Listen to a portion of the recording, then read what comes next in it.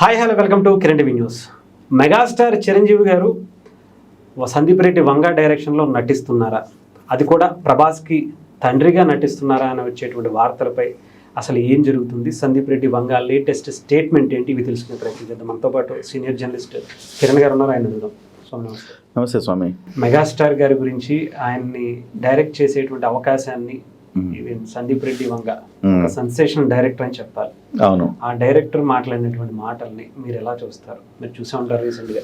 చాలా చక్కగా చెప్పారు కదా. ఇప్పుడు వాస్తవానికి స్పిరిట్లో ప్రభాస్ తండ్రి క్యారెక్టర్ చిరంజీవి గారు పోషిస్తారంటే కూడా సంతోషపడిపోయారు అభిమానులు.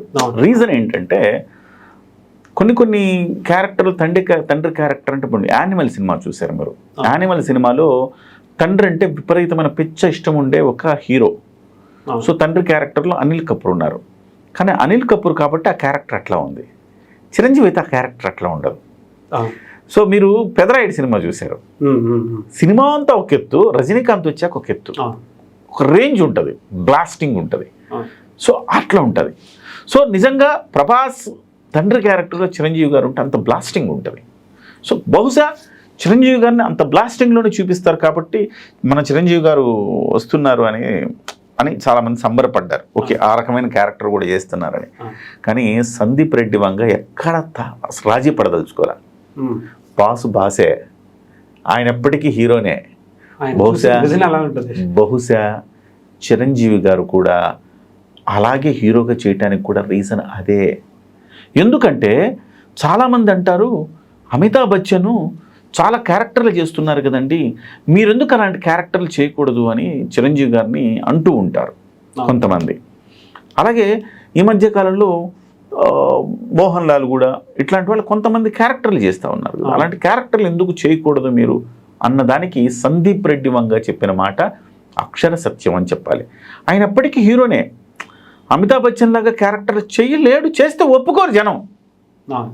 సో ఒక దేశం గర్వించదగ్గ డైరెక్టర్ సందీప్ రెడ్డి వంగానే ఒప్పుకోలేకపోతే ఒక సాధారణమైన ప్రేక్షకుడు, ఫ్యాన్స్ ఎలా ఒప్పుకోగలుగుతారు?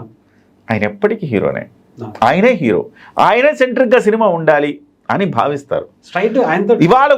ఇవాళ కూడా కొంతమంది నీచ్ కమ్మీనే కుత్తేలు ఆ మీసాల పిల్ల డాన్స్ చూసిన తర్వాత ఓర్వలేక అసలు ఎసిడిటీ ఎక్కువైపోయి ఈ వయసులో అవసరమా అండి ఆయనకి, అరే నువ్వు ఆ వయసులోకి వెళ్ళాక నడువురా చూద్దాం, ఒక స్టెప్ నువ్వు ఆ వయసులోకి వెళ్ళాక 70 ఏళ్ళకి నువ్వు స్ట్రైట్గా నడువురా, వెన్ను ఇట్లా నిటారుగా పెట్టుకుని నడువు చూద్దాం.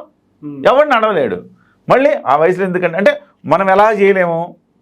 సో ఆయన మాత్రం చేసి ఆయన ఎందుకు హీరోగా అవ్వాలి, ఆయన ఎట్లా 70 ఏళ్ళ వయసులో కూడా ఎందుకు అంత రొమాంటిక్గా ఉండాలి ఆయన అని కుళ్ళు, కుతంత్రం, బాధ వీటన్నిటితోటి వాళ్ళు ఎసిడిటీతోటి సోషల్ మీడియాలో ఏవేవో మాట్లాడుతున్నారు. ఆయనకి ఇంకా ఎందుకు రొమాన్స్, హీరోయిన్స్. అరే అది సినిమా రా భయ్, సినిమా. 1982లో ఎన్టీ రామారావు గారు రాజకీయాల్లోకి వచ్చే నాటికి ఎన్టీ రామారావు గారు సినిమాలు చేశారు. ఎలా ఉన్నారండి ఆయన? ఎంత పొట్ట, ఎట్లా ఉన్నారు? సో ఆయనే మనవరాల వయసున్న శ్రీదేవితోటి డాన్సులు వేస్తే చూశారు మీరందరూ. మళ్ళీ ఇవాళ ఎందుకు రేడుస్తారు నాకు అర్థం కాదు. ఇవాళ ఆ రోజు అక్కినేని నాగేశ్వరరావు గారు కానీ లేకపోతే ఎన్టీఆర్ కానీ వాళ్ళందరూ నిజంగా హీరో మెటీరియల్గా లేరు. అప్పుడు ఆల్రెడీ వాళ్ళకి వయసు కనపడిపోతూ ఉంది, పొట్టొచ్చేసింది వాళ్ళందరికీ. అలాంటప్పుడు కనీసం కాల్ ఇక్కడ దాకా కూడా లేపలేరు వాళ్ళు. అలాంటి సిచ్యువేషన్లో ఉన్నారు ఆ రోజు. డాన్సులు పక్కన పెట్టండి, మిగతాయి కూడా. సో యాక్షన్ అందరూ మీకు ఎన్టీఆర్, ఏఎన్ఆర్ గారు గురించి యాక్షన్ గురించి చెప్పు, ఇది కేవలం జస్ట్ ఒక కంపారిజన్ చేసేనే తప్ప వాళ్ళని తక్కువ చేయడానికి కాదు నా ఉద్దేశం. సో పోను మారుతూ ఉంది. ఎన్టీ రామారావు గారు 70 ఏళ్ల వయసులో ఉన్నట్టుగా చిరంజీవి గారు అలా లేరు, ఇంకా యంగ్గా ఉన్నారు చిరంజీవి గారు. రేపు పొద్దున 70 ఏళ్ల వయసు వచ్చేటప్పటికే బహుశా రామ్ చరణ్, జూనియర్ ఎన్టీఆర్ ఇంకా యంగ్గా ఉంటారేమో చెప్పలేము. వాళ్ళకి ఇంకా హెల్త్ కాన్షియస్. సో ఇవన్నీ మనం అర్థం చేసుకోవాలి, మారుతున్న పరిస్థితులు, పరిణామాలను అర్థం చేసుకోవాలి. చిరంజీవి గారు ఈ వయసులో కూడా ఎంత యంగ్గా, ఎంత గ్లామర్గా, ఇంకా హీరోయిన్తో స్టెప్పులు వేసేలాగా ఎలా ఉన్నాడు. ఆయన చూసి మనం ఏం నేర్చుకోవాలనుకోవాలి తప్ప ఎంతసేపటికి ఏడిస్తే ఏమొస్తుందని నాకు అర్థం కాదు. అలాగా ఏడ్చే వెధవలందరికీ కూడాను ఇవాళ సందీప్ రెడ్డి వంగ ఒక చెంపపెట్టు లాంటి సమాధానం చెప్పాడు. నిజంగా అంటే అంతేకాకుండా మీరు గతంలో చిరంజీవి గారి గురించి ఆయన ఒక ఫోటో కూడా పెట్టుకున్నారు. ఆయన ఆఫీస్లో అదొక సెంటర్ ఆఫ్ అట్రాక్షన్ అనే చెప్పాలి. ఆయన మాస్టర్ సినిమాలో గ్రీన్ కలర్ షర్ట్ వేసుకుని చిరంజీవి గారు ఇలా సిగరెట్ తాగుతూ కనిపిస్తారు. నాకు ఆ లుక్, ఆ ఐస్ చాలా చాలా పవర్ఫుల్గా కనిపిస్తాయి. నాకు ఇప్పటికే మైండ్ సెట్లో అదే ఉండిపోయింది అని అన్నారు. ఈవెన్ అలాంటిదే స్టోరీ ఏమన్నా ప్లాన్ చేసి ఇప్పుడు కొత్త ఆశలు చిగురింప చేశాడు ఈ ట్వీట్ తోటి.